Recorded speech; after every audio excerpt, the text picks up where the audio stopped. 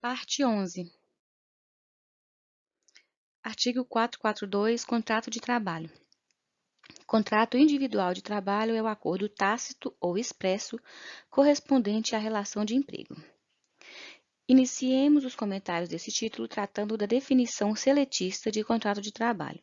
Apesar de se referir a trabalho, sabemos que tal contrato denota uma verdadeira relação empregatícia entre empregado e empregador, uma vez presentes seus elementos fático-jurídicos. Portanto, fala-se em contrato de trabalho, mas na verdade é um contrato de emprego. Essa contratação pode ocorrer tacitamente ou expressamente. Sendo expresso, veremos no artigo 443, que, regra geral, ele pode ser verbalmente ou por escrito. Deste modo, é possível reconhecer-se o contrato de trabalho que as partes o tenham acordado apenas de forma verbal ou até mesmo tacitamente. Celebração do contrato de trabalho corresponde à relação de emprego, em regra, expresso e tácito, verbal e por escrito. Algumas exceções: contrato por escrito, aprendiz, trabalho intermitente, trabalho temporário. Sobre o contrato de trabalho, há uma série de questões importantes a serem destacadas.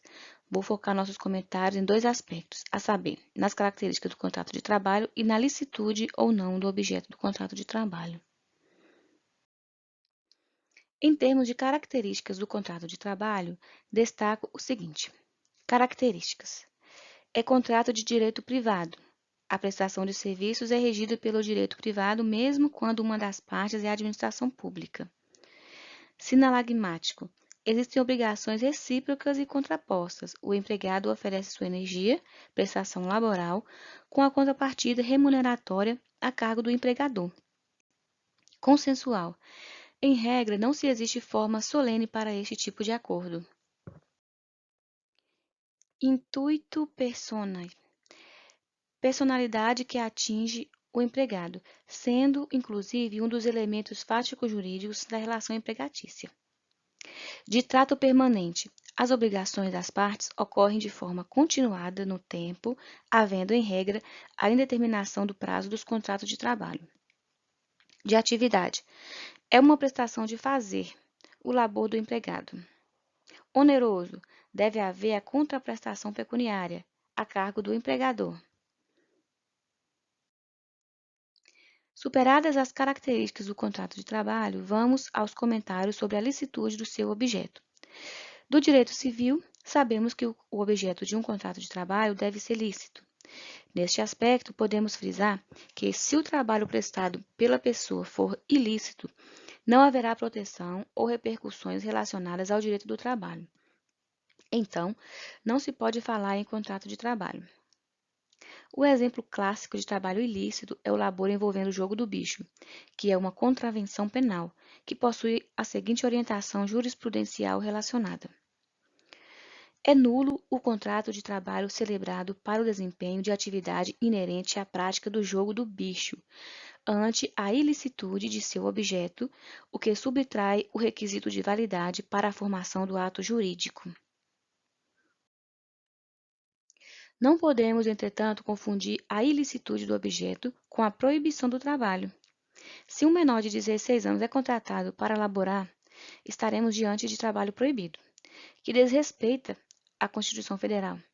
Neste caso, deve-se proceder à rescisão do contrato, mas isso não significa dizer que o menor esteja desprotegido. Serão devidas as verbas salariais adquiridas pelo labor prestado. Assim, em regra, o empregado que desenvolve trabalho proibido conta com a proteção juslaboral, enquanto o empregado que realiza atividade ilícita, como no exemplo do apontador do jogo do bicho, não.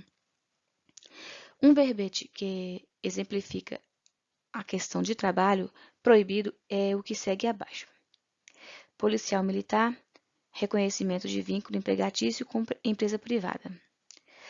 Preenchidos os requisitos do artigo 3º da CLT, é legítimo o reconhecimento de relação de emprego entre policial militar e empresa privada, independentemente do eventual cabimento de penalidade disciplinar prevista no Estatuto da Polícia Militar.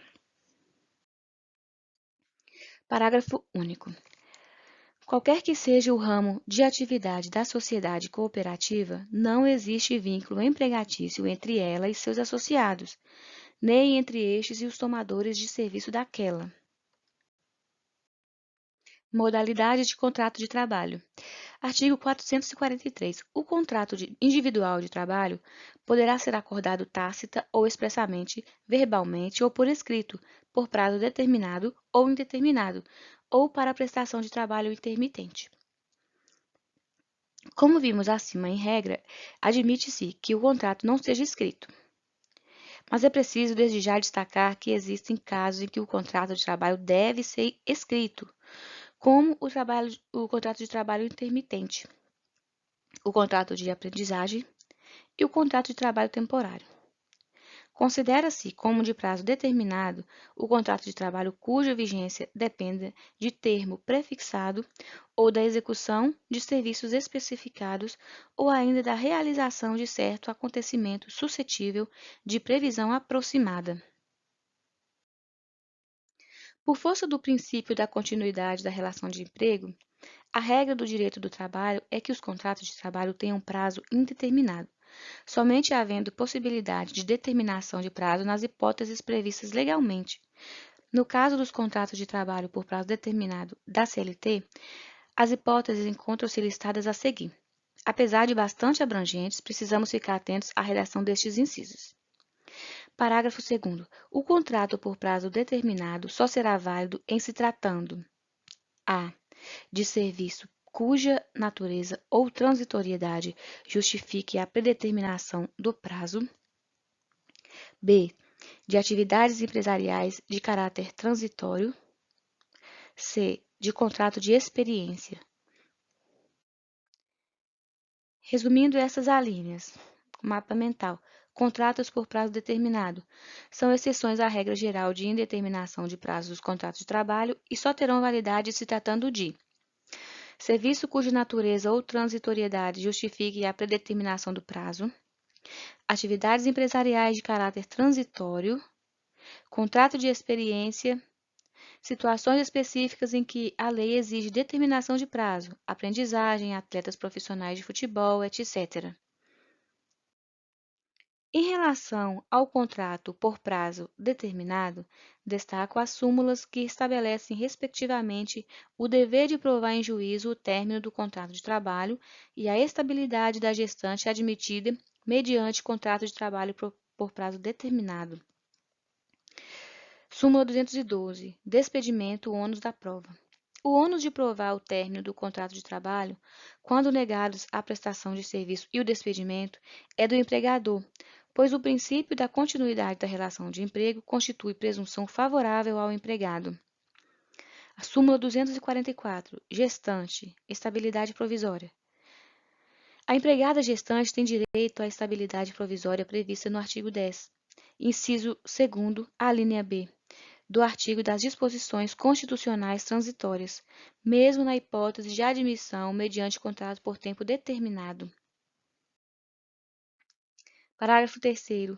Considera-se como intermitente o contrato de trabalho no qual a prestação de serviços com subordinação não é contínua, ocorrendo com alternância de períodos de prestação de serviços e de inatividade, determinados em horas, dias ou meses, independentemente do tipo de atividade do empregado e do empregador, exceto para os aeronautas regidos por legislação própria. Artigo 444. Livre negociação. As relações contratuais de trabalho podem ser objeto de livre estipulação das partes interessadas em tudo quanto não contravenha às disposições de proteção ao trabalho, aos contratos coletivos que lhes sejam aplicáveis e às decisões das autoridades competentes. O caput acima, que prevê a livre estipulação entre empregado e empregador, já constava na CLT anteriormente à reforma trabalhista. A novidade ficou por conta do parágrafo único a seguir, o qual, a bem da verdade, contraria o disposto no caput. Parágrafo único. A livre estipulação a que se refere o caput deste artigo aplica-se às hipóteses previstas no artigo 611-A desta Consolidação, com a mesma eficácia legal e preponderância sobre os instrumentos coletivos, no caso de empregado portador de diploma de nível superior e que perceba salário mensal igual ou superior a 2 vezes o limite máximo dos benefícios do regime geral de previdência social. Empregados que percebem salário igual ou superior a 2 vezes o teto dos benefícios do RGPS, em torno de 14 mil, e têm nível superior, terão relações contratuais regulamentadas, de forma preponderante, por simples acordo individual, em detrimento das negociações coletivas. O legislador presumiu que estes altos empregados não estão em situação de hipossuficiência, de sorte que eles possuiriam condições de negociar em condições de igualdade diretamente com seus empregadores. Parte da doutrina tem chamado estes empregados de hipersuficientes. Assim, para tais empregados, passou-se a admitir que o empregador negocie diretamente com o empregado, sem participação obrigatória do sindicato profissional a respeito de diversos assuntos do artigo 611-A, detalhados mais à frente. Mapa mental. Livre negociação. Empregados com salário mensal maior ou igual a 2 vezes o teto do RGPS e nível superior. Acordo individualmente, temas em que o negociado coletivamente prevalece sobre o legislado. Prazos máximos dos contratos a termo da CLT. Artigo 445. O contrato de trabalho por prazo determinado não poderá ser estipulado por mais de 2 anos, observada a regra do artigo 451. Parágrafo único. O contrato de experiência não poderá exceder de 90 dias. Nos dois dispositivos acima, percebemos que a duração do contrato por prazo determinado da CLT não poderá exceder 2 anos, com exceção do contrato de experiência, cujo limite é de 90 dias.